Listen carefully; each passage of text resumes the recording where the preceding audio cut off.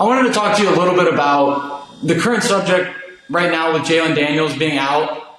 Talk about the toll it takes on your body playing the Big 12, like the amount of hits you're taking. Like that is a very physical and big league. Like what is that like? Yeah, I mean, the whole Jalon situation, it stinks because, I'm going to be honest. I think, it's kind of weird how they haven't specified what kind of back injury it is. But, saying from experience, back injuries for a quarterback, they're not fun.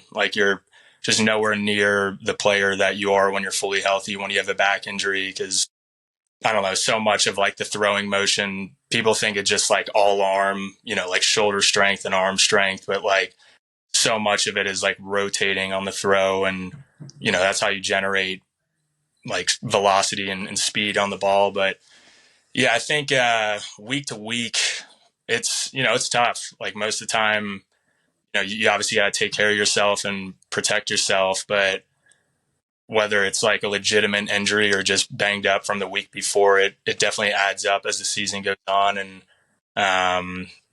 just, you guys know, you got to take care of the rehab stuff weekly and do everything you can to make yourself feel great for that game on Saturday. But it definitely adds up, as the season goes on.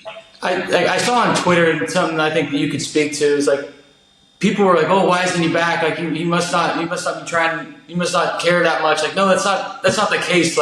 When it comes to injuries like that, you could put him out there and it just won't be the Jalon Daniels you remember. It won't be as effective, and it would end up hurting the team as well as potentially hurting him even more. Talk about playing through an injury, playing on an injury. What do you think about that? Yeah, no, I fully agree, and especially with.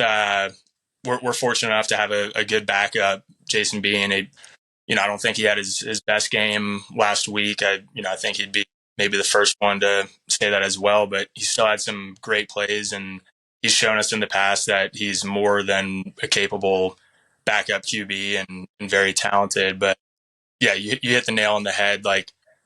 It's just kind of a lose-lose for Jalon to go out there if he's battling an injury, especially something that's recurring, like a back injury. He goes out there and enforces it versus the number 3 defense or number 3 team in the country last week. It could end up just being worse for him personally and worse for the team because he's not at his best.